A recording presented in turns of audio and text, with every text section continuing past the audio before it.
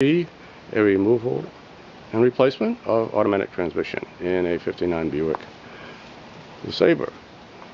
First thing you need is an ASU Sun Devils hat, preferably Hawaiian shirt, and a dog to help. And you need a lot of solid support for the car. Got to have it up 18-20 inches at least to really get under it and work well and safely. You want a lot of steel or concrete supporting you, supporting the car for safety purposes. The engine must be supported because the rear of the engine is supported by the transmission, and when you remove the transmission, the rear of the engine can fall down and crush the distributor against the firewall. But you do want to lower it enough to where the distributor is not hitting the firewall, but is close to it, and that gives you enough of an angle to remove the transmission, to get at those bolts, especially the upper ones, when you're taking the transmission out. This is going to be installation, but removal is just the opposite of installation, and you can follow that quite well. 1959 Buick LeSabre right there. Dynaflow transmission, 2-speed, right there. Factory manual helps, right there. Now you might notice that the rear end is not in there because it is back there. For a backyard mechanic, I think it's easier just to take out the whole rear end, make it much easier, get under the car and pull the transmission out and put it back in. Now there is the very handy transmission jack, which got at Harbor Freight on a discount for about, I don't know, 80 bucks. Really helps because you got to have this. It makes it easier to move, and it's controlled by a ratchet, which is, where is that? Over here. Which makes it slow and easy and precise to put transmission back in and to take it out. Now, see how it rolls? Just like this.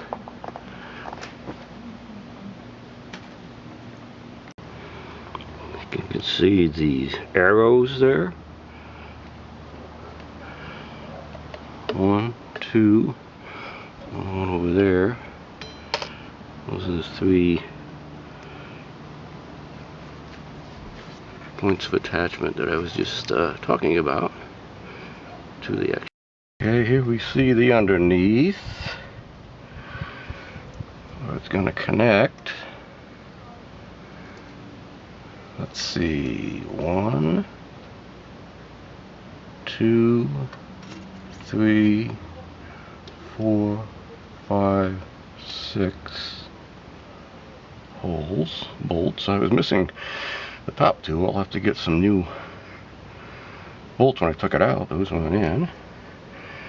That little linkage here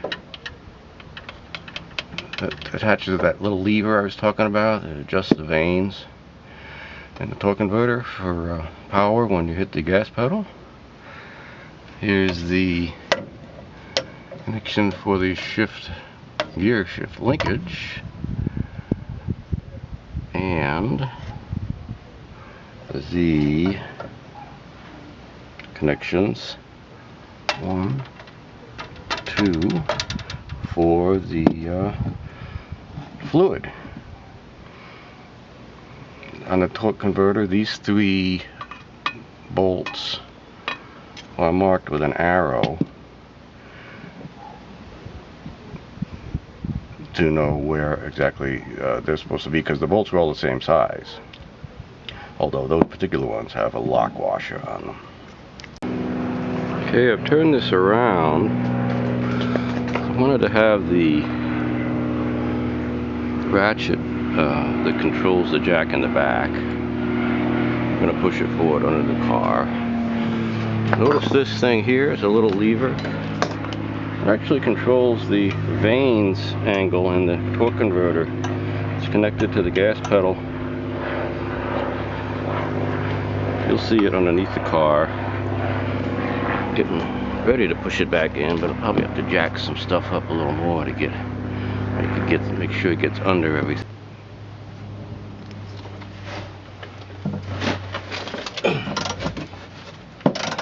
Ratcheting it up.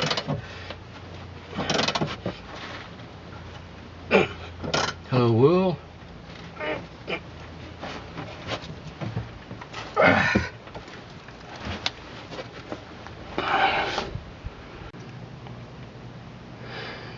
Getting closer. We're jacked up here. Now, that's a little fill plug. There's two of these.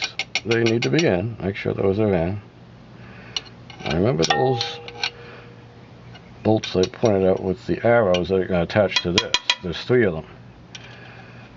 Those I better take out if we're going to mate up the transmission with those. Same bolt as these others, like this one, but this one has a lock washer. That'll tell you that that's the one to remove. It's going to mate up with that hole when we get the tranny mated up to the engine. We're getting there. Okay, you get these 6 bolts, 6 to 50 foot-pounds, 6 of them. Those are the ones holding the tranny in. You got the cleaner, the fluid lines, transmission fluid lines, right here. One up there. You got to screw those in, clean the threads, screw them in. The other side, you have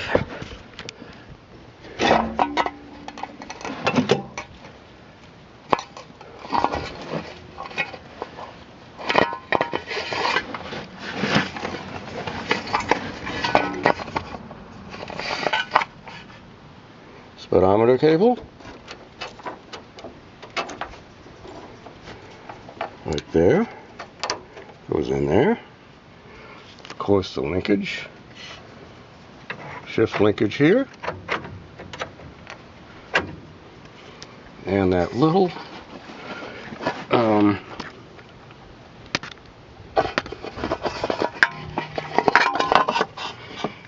linkage that, see this? Turns that little vane. See, there's a linkage right there that hooks to that. With cotter pin. And that's all the things to hook back up before you proceed. Placing the rear end.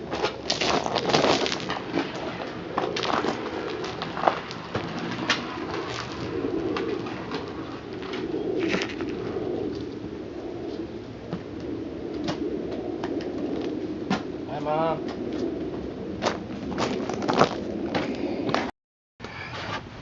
So you got to put the support in.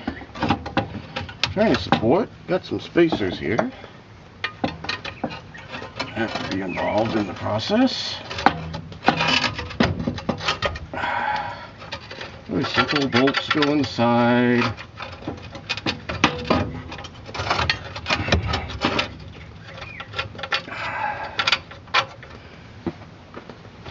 Support.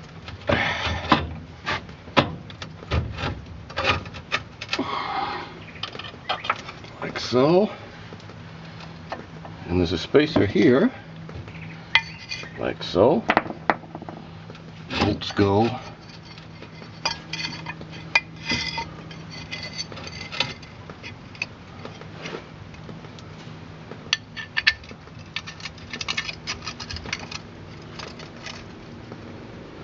Like so.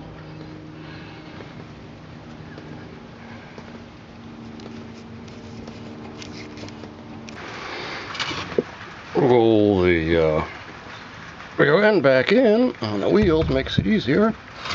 And you hook it up there. And there's some bolts in there. All those and these here, 30 foot-pounds. Be good on the torque. And usually they'll give you a new gasket that goes right here. And then we rebuild the tranny and just hook up the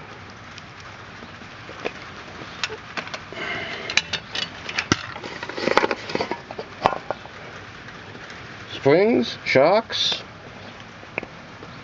and there's one horizontal bar